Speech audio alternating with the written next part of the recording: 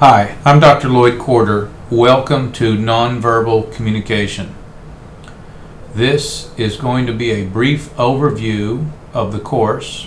I want to tell you a little bit about what we're going to be focusing on, and then each week there'll be a short video to introduce that week's material and give you a quick overview to help you get your bearings straight and understand where we're going to be focused. This first section I'm calling Course Overview, and I want to spend just a little bit of time talking about where we're going to spend our efforts. You'll find that there are a number of items on Blackboard, a number of links, materials, so forth, so it should be pretty straightforward. But just to give you a quick overview of where we are, is you're going to be using Blackboard for this course. And as you log in, you'll see there's information each week, there's discussion boards, there's all sorts of things. We're going to be using several readings throughout the course for the material. There'll be 3 books. The one book called The Nonverbal Factor is going to be the main book. As your syllabus and other places explain, that can be purchased online electronically for about $4. A hard copy is about $25, so it's a pretty reasonably priced book. And then there are 2 other books that I put on there as electronic books, the Marketing and Sales Cookbook and Survey 101. There are also many articles, blogs, websites, all kind of links that we'll be referring to. So I've mentioned there's going to be videos setting up each section like this one. And then when we look at the work that you're going to be expected to do, there are basically 4 broad categories. There's going to be discussion board, questions, and participation.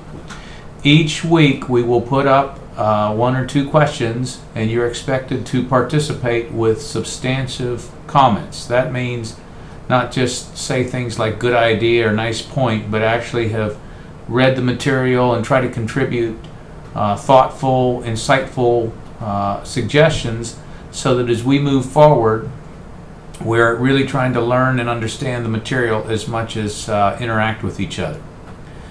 There are 3 assignments. These are individual assignments that you'll do on your own. The first one's called Nonverbal Self-Assessment and Improvement Game Plan. What we're going to do is have you interview a number of people who know you and have you do self-assessment of your nonverbal skills. Where are you strong? Where do you need improvement? And then actually set some goals to get focused on where you're going to work throughout the semester. A very interesting project that many students find highly valuable is called an interview with a professional. I want you to schedule, if you can, and it's preferable, a face-to-face interview with someone in the field that you want to work in one day. This could be somebody who's just getting started on up to perhaps the CEO of that organization. And you'll schedule a half hour, whatever they will give you, and it's a chance to ask them about what's made them successful in their career and what advice would they have for you as you were getting started in yours. And in particular, we're interested in you observing the nonverbals. How is their room arranged? What was their body language like? Many of the topics we're going to be studying throughout this course, you'll use this assignment to not only help you on your career front, but also analyze what's going on within that organization. A third assignment are called mini experiments. We're going to ask you to do 5 of these throughout the semester. At the end of each of the chapters of the Nonverbal Factor are little examples of mini experiments that you can run. These are things that help apply the principles or the points that are being made throughout the book. And you can either use the ones in here or create your own little test that you want to run. But we want you to do essentially 5 mini experiments and a 1-page or so write-up on each one. So those are the assignments. Next, there's going to be 3 tests. The tests are going to come straight out of the Nonverbal Factor. So if you've read the book and paid attention, it should be pretty self-explanatory and straightforward. Each of those tests has 20 questions. They're worth a half a point apiece.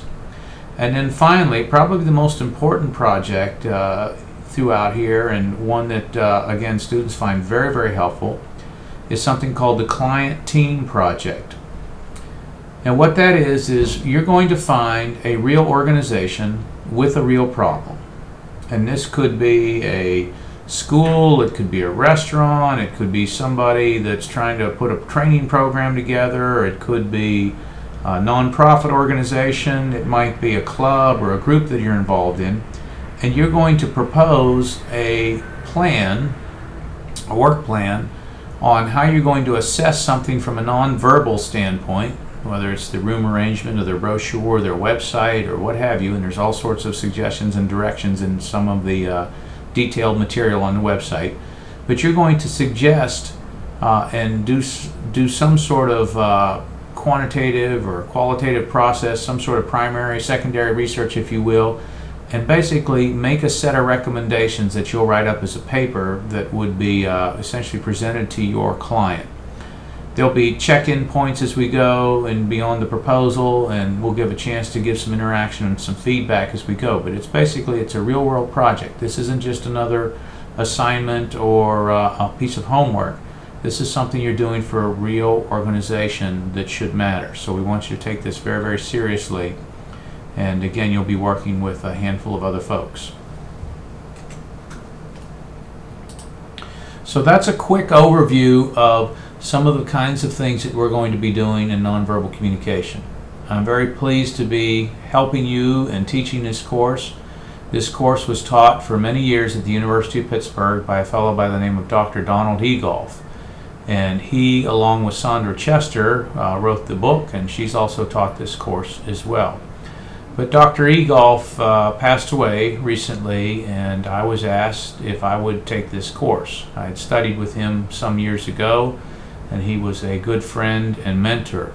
And so it's my honor and my pleasure to carry on with some of the very important work that he started.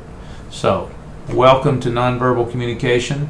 We're going to have a great time this semester. I'm looking forward to getting to know you and to interacting with you and helping you, as myself as well, learn as much as we can about the power of nonverbal communication and how we can use it to improve not only basic communication in our lives, but the quality and the results we're getting throughout our entire lives. Thank you very much.